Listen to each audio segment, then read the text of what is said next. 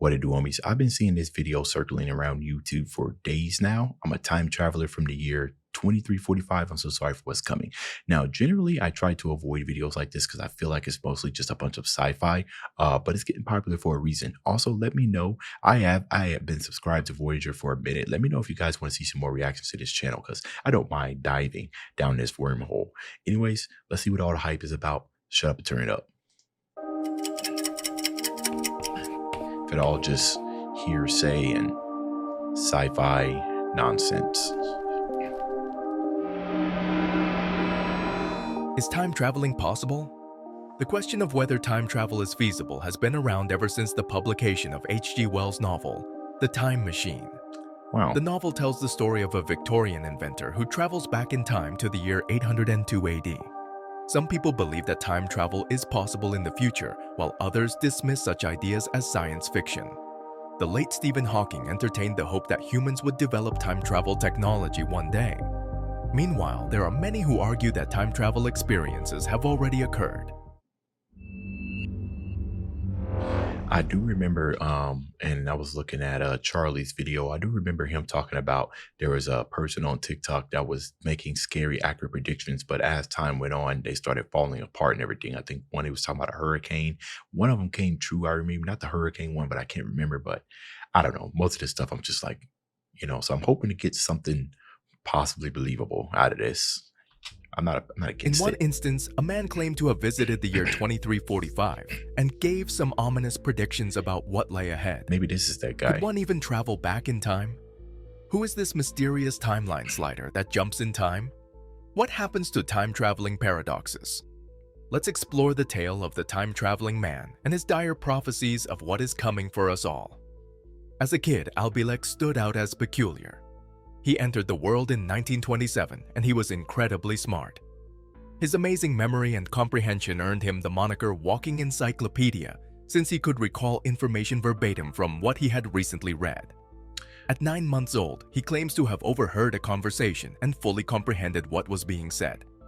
Before watching the 1984 film The Philadelphia Experiment, Al led a very typical existence. He missed the movie when it first came out. The year 1988 was the year he finally caught the film.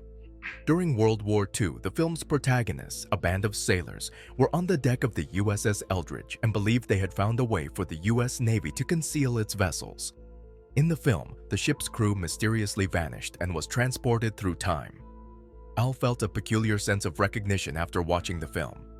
He experimented with various New Age treatments after feeling like he was repressing something, and several previously forgotten memories resurfaced. After recalling his past life, Al learned that his real name was Edward Cameron and that he was born in 1916. The folks he called parents were actually legal guardians the state had appointed for him. Duncan, his biological brother, had been hidden from him ever since he buried his past. He claims that as his memories returned, he learned he had participated in the infamous Philadelphia experiment. According to him, the project began in 1931, and he and his brother joined up to work on it during World War II. He claims that he and his brother witnessed the 1943 experiments firsthand. According to Al, a team of experts was attempting to conceal American vessels from Nazi U-boats. 3 of them were named John, Hutchinson, von Neumann, and Tesla. I would say that whenever somebody comes across and starts making these type of claims, I feel like maybe the best way of trying to get people to believe you is when you start talking about things that were like super classified or only known by 1 or 2 people, or information that you could not have possibly getting if it wasn't for the most extreme circumstances, with one of them being either not circumstance but or happenstance, whether it be like related to the person and somehow kind of passes down generations, or you was there. You know what I mean? Because I mean, that's kind of like irrefutable evidence, right? And I'm talking about top secret stuff, not gossip stuff, like to a T. It's type of stuff they keep surrounded by turret guns and surrounded in irretraceable metal or whatever the government's got. U-boats. 3 of them were named John, Hutchinson, von Neumann, and Tesla. After having some success in 1940 with Nikola, hiding I smaller think. vessels, they set their sights on the USS Eldridge 3 years later. Al claims that on July 22nd, a major issue arose. He claims the ship vanished, but that after only 15 minutes the passengers were delirious and feeling sick. The Navy ordered that testing begin in just a month, despite John von Neumann's pleas for more time. Al and his sibling had returned to the ship. When the ship reappeared, Al and his brother weren't on it. Something was wrong, and the two brothers jumped ship. When they finally reached land, it was neither 1943 nor Philadelphia. Montauk, New York was their location, and the year was 1983. Al claims that they were surrounded by guards and helicopters when they finally reached land. John von Neumann, who had aged 40 years, was waiting for them in a secret facility below ground. According to Al, he and Duncan went back in time. The Eldridge was trapped in a hyperspace bubble, as John von Neumann had previously explained. Its continuous expansion poses an existential threat to planet Earth. The only way to stop it, he told the soldiers, was to go back to the ship and destroy the machinery there, and he needed Al and Duncan to help him. The men traveled back in time and destroyed the ship's generators with axes. Time began to mend the rips in it and return to normal. The Eldridge took a trip back in time to 1943. Al blacked out after he destroyed the generator. When he woke up, he and his brother were in the hospital. It wasn't 1943 or 1983. According to him, the year was 2137. While traveling through time, Al says that he and Duncan suffered from radiation burns and were being treated. For 6 weeks, they lived and worked in the hospital of the future. No bandages or antibiotic creams were being applied by the medics. Patients were instead treated with cutting-edge light and vibration energy. All that was shown on TV were old stations, maps, and historical documentaries. He claims that comedies and soap operas did not exist at the time. He found out about the shifts in American geography via watching TV. You know, the comedy aspect, I can kind of see that, right? With today's age, like, I mean, unless you got like dry bar kind of comedy, you know, the type that aims at not offending anybody. These days, everybody's getting offended by everything, right? So I can kind of see in that, I can kind of see that being phased out, like comedy, like stand-up comedy, if you will, right? Without them saying something and somebody grabbing up a pitchfork and like destroying the entire business, you know? So I could definitely see that happening. He found out about the shifts in American geography via watching TV. He claims that the United States lost substantial territory between the years 2000 and 2025. Florida was no more, and in its place was the city of Atlanta. According to Al, the United States ceased to exist as a sovereign nation, and the world was ruled by a military dictatorship. Okay, that is something that I can believe, right? I do believe that it's very possible for this, you know, superpower that America is, that some type of form of collapse might possibly happen. I can see that happening in the future. Exist as a sovereign I nation, hope not. and the world was ruled by a military dictatorship. There were just 300 million people on Earth, down from a previous estimate of 7.7 billion. He blamed nuclear weapons as the root of the problem. Al claims that after being healed, he attempted to return to his own time but instead found himself in the year 2749. By this point in time, the world has been ravaged by nuclear war, but humanity has rebuilt into a utopia. According to Al, the problems of money and employment had been eliminated since humanity had figured out how to make anti-gravity machines, and because robots had replaced humans in the workforce. There was peace because there was no need to wage war. Al was suddenly transported back to 1983, but his brother experienced unwanted side effects. Man, I mean, there's a whole bunch of stuff that's being glossed out, that's being glossed over. I mean, him jumping back and forth in between times, right? You could say that he's dreaming, right? What is causing these jump at times, right? Is it just the space that he's in? It's just shooting him in different type of places and stuff like that. His death came at a young age. Al requested that his parents conceive a second child so that he could inherit Duncan's memories and ideas. Then, they sent Al back using Duncan's telepathic powers. After his memories were wiped, he was returned to 1927 under an assumed name. What's the deal? Is this fiction or real? Many conspiracy theorists believe Al, but others don't. He insists that he did travel in time. If his tales are genuine, we won't know for sure for another 2 years. According to Al, by 2025, Florida was gone. We'll know in a little over 2 years whether Yeah, and I can see that because I know that the rising, like I haven't seen the state of Florida, and I don't know if this is inaccurate, but you can kind of see those sea levels. Like that's actually kind of scary to be living in some of those areas. So being entirely taken up by the water, I can see that happening as well. But Atlantis, maybe I've read something about that. Atlanta, something like that. or not he was correct.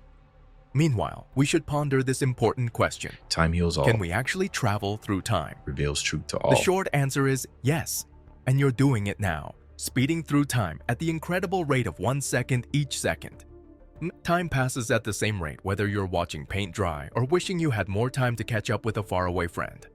However, the time travel depicted in popular science fiction shows like Doctor Who, Star Trek, and Back to the Future. I still have not seen a single episode of Doctor Who, and I don't know if I can, right? Because if some people was telling me that I should watch it, should I go back to the beginning and watch it? Should I just pick out everyone? Because I do understand the overall how it works, right? Every season there's like a new like reincarnation of it's a different Doctor Who, but he gets in the boot, he can time travel. I understand the gist of it. That probably was a poorly explained one, but I just don't know if it's something I'd be interested in. Maybe one of these days, for sure, start with the most newest season or something.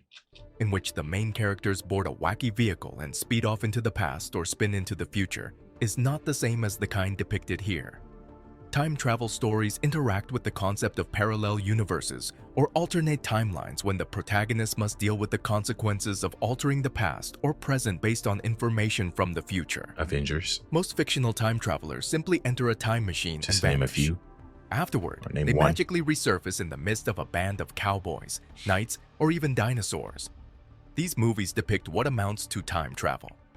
While scientists don't consider time travel to be plausible in the real world, they also don't dismiss the idea out of hand. It's possible that jumping around in time is allowed by physics, but the subtleties are what matter. No one has ever demonstrated the kind of time travel seen in science fiction, where one can go back and forth in time, or proposed a method of sending a person through significant periods of time without destroying them on the way. Stephen Hawking wrote in Black Holes and Baby Universes that the best evidence we have that time travel is not possible, and never will be, is that we have not been invaded by hordes of tourists from the future. However, time travel manipulation is supported by science to a certain extent. For instance, Albert Einstein's special theory of relativity postulates that time is relative to the perspective of the observer. A person moving at close to the speed of light will age and become bored far more slowly than a person standing still.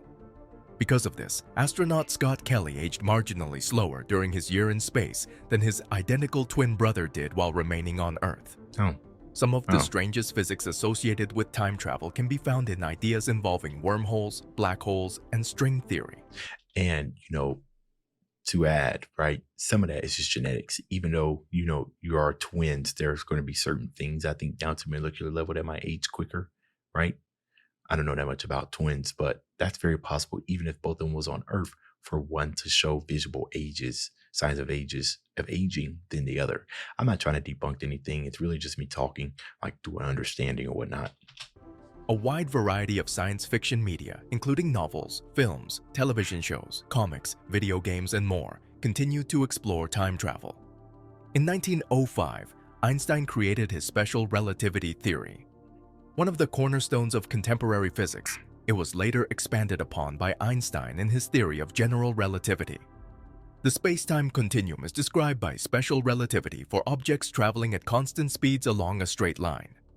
The theory's abridged explanation sounds easier than it is. First, there is no absolute frame of reference because everything is measured with respect to something else. Light always travels at the same speed, which brings us to our second point. It is unaffected by changes in context or measurement technique. And finally, the speed of light is the absolute limit.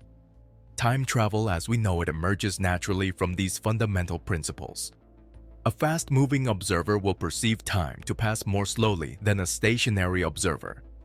Humans are not accelerating. That makes sense, right? It's the same thing as saying that time moves faster when you're busy, like when your brain is occupied, time is passing. But when you're moving slower, I mean not moving slow, but when you're sitting still, you're more aware of time. So therefore, 1 minute is going to feel like longer than somebody who's actually doing something. 1 minute is going to pass by very quickly. So yes, that makes sense. Time to pass more slowly than a stationary observer. Humans are not accelerated to near light speed, but they are sent whizzing around the Earth at 17,500 miles per hour on the International Space Station. Scott Kelly, an astronaut, followed in the footsteps of his identical twin and fellow astronaut Mark Kelly. Scott Kelly was in space for 520 days, but Mark only spent 54 days there. The age gap between the two men has been increased due to the disparity in the rate at which they have experienced time throughout their lives. Dilation of time between people on Earth and GPS satellites in flight does make a difference, even if the difference in an astronaut's lifespan is negligible, more suitable for jokes between siblings than actual life extension or visiting the distant future. Time seems to slow down the faster you move. In addition, Einstein's general theory of relativity states that the stronger the local gravity, the slower the passage of time. According to Drexel University cosmologist Dave Goldberg, near massive bodies— What was that movie? Was it Interstellar or was it Gravity? He said, hold on, run it back again. of relativity states that the stronger the local gravity, the slower the passage of time. Yeah, it was that movie. I think it was either Interstellar, I think so, but it might not have been. And we've seen this happen a lot, especially like in that Buzz Lightyear movie where, or more specifically the Interstellar movie where they was on Earth, right? And I guess it was something going on with the gravity there. But when they went right back into space, they said they'd been there for 3 days, but it was like years that had passed up there at the top. That was because of the Earth's gravity, right? So yeah, I like science fiction because they take like science, right? They take it and they pretty much just blow things out of proportion, right? But it could possibly happen. I do like sci-fi movies. According to Drexel University cosmologist Dave Goldberg, near massive bodies, near the surface of neutron stars, or even at the surface of the Earth, although it's a tiny effect, time runs slower than it does far away. Goldberg claims that if one were to linger around near the edge of a black hole, where the gravity is enormous, one may experience only a few hours while an Earthling would experience 1,000 years. Yeah, there it is. A trip back to Earth from near a black hole would be like taking a trip into the future for the person.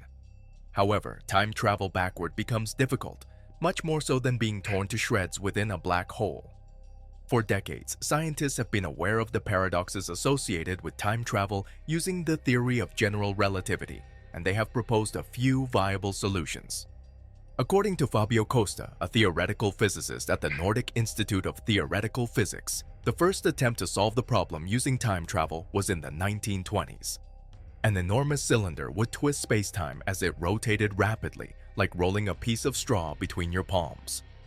It wasn't until the 1970s that scientists realized this contraption may function as a time machine to go to the past, thanks to their discovery of a phenomenon known as closed time-like curves. A closed time-like curve is a hypothetical observer's path who, from their own vantage point, is constantly moving forward in time but who, at some point, returns to the point in time and space where they began.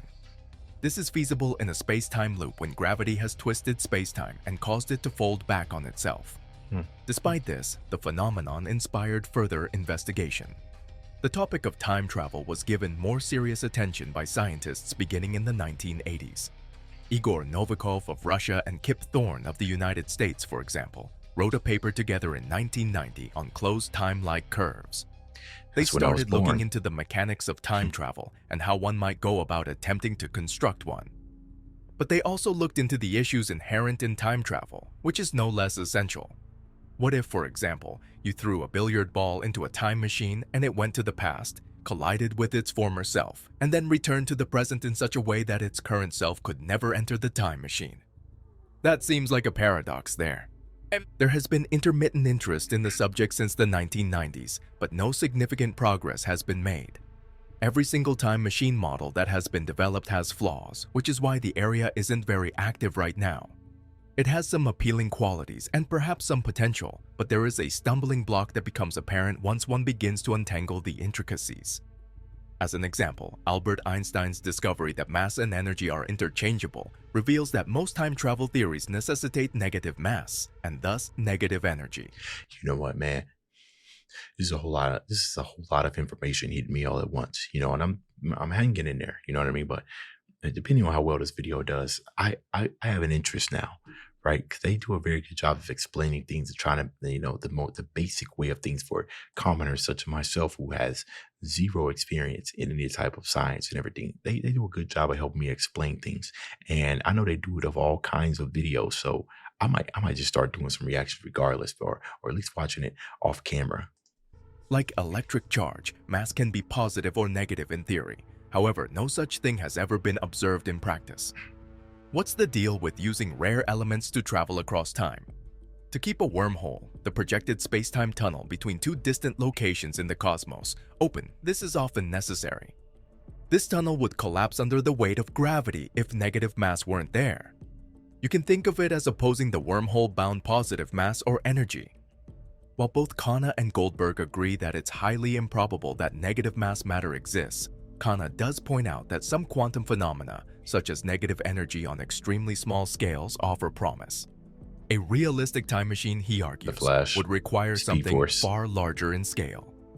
Some scientists have proposed theories for time travel that incorporate a wormhole or a cosmic tube connecting two distant locations. It's like a fast track to the stars. Picture sending the opposite end of the wormhole back to its origin at a speed close to that of light. I've had some people explain to me that time travel, for the most part, was taking two ends of the worm, and then bending it and then punching a hole right through it. I don't know where I got that from. Maybe it was the Avengers. There is a disconnection between those two halves. Both take place at different times and places. Time travel occurs when you traverse the space between them. Moving one end of the wormhole near a massive gravitational field, like a black hole, while maintaining the other end near a weaker gravitational force would achieve a similar effect. A particle or other mass component may theoretically exist in the past with respect to the other side of the wormhole if time slowed down on the high gravity side. Creating a wormhole, however, is complicated by the need for negative mass and energy. A wormhole made from regular matter would quickly disintegrate under the force of gravity. Similar problems crop up in many other designs. Like a calorie-free pizza, they exist only in theory because there is no practical method to produce them. Perhaps, as the late physicist Stephen Hawking said, the issue is not simply that we don't know how to create time travel machines, but also that doing so is impossible until on minuscule scales. In a paper published in Physical Review D in 1992, Hawking speculated that it seems there is a chronology protection agency which prevents the appearance of closed time-like curves and so makes the universe safe for historians. Part of his argument was based on the contradictions that would arise from time travel, such as the billiard ball paradox and the more well-known grandfather paradox, in which if you kill your grandfather before he has children, you cannot be born and therefore cannot time travel and therefore cannot have killed your grandfather. You still exist though. Agustin Rayo, a philosopher at the Massachusetts Institute of Technology, is interested in these complexities. Okay. Oh, that's interesting. I guess it all depends, right? Because some people say that, it has so many theories, like that one theory where just the act of you going back in time already changed the timeline. So maybe we were killing what you thought that you were unaliving your grandfather, well, probably wasn't even your grandfather since you traveled to time. It done changed everything. Oh man, this is a very deep rabbit hole that I don't believe I have the knowledge to go down, but it is interesting for sure. Because they raise questions about more than merely causation and chronology. Additionally, they cast doubt on the reliability of one's own free will. If physics says you can go back in time, then why can't you kill your grandfather? What stops you? He says. Are you not free? However, Rayo has a sneaking suspicion that time travel is compatible with free will. What's past is past, he says. So if in fact my grandfather survived long enough to have children, traveling back in time isn't going to change that. Why will I fail if I try? I think it might. I don't know because I don't have enough information about the past. What I do know is that I'll fail somehow. If you went to kill your grandfather, in other words, you'd perhaps slip on a banana en route or miss the bus. Butterfly effect. You wouldn't be able to complete the task for totally ordinary reasons. The future of traveling across time is uncertain. Oh, that's what they meant. That's what they meant. The universe will have some way of preventing you from doing that. That's the free. I was getting lost on that part right there. Okay. And no one from the future has shown up to inform us about it. Except for Albilek, from whom we have yet to get confirmation of his story. Do you think we have people from the past or future present amongst us? Thanks for watching another episode of Voyager. While I you're don't know. still here, make sure to click the That's a very interesting question. I don't know, but I know there's a whole lot of people on TikTok that claim that they are. So, anyways, if you guys want to see some more reactions to Voyager, I don't mind that. Let me know what y'all thought about this down in the comments. Dave's out.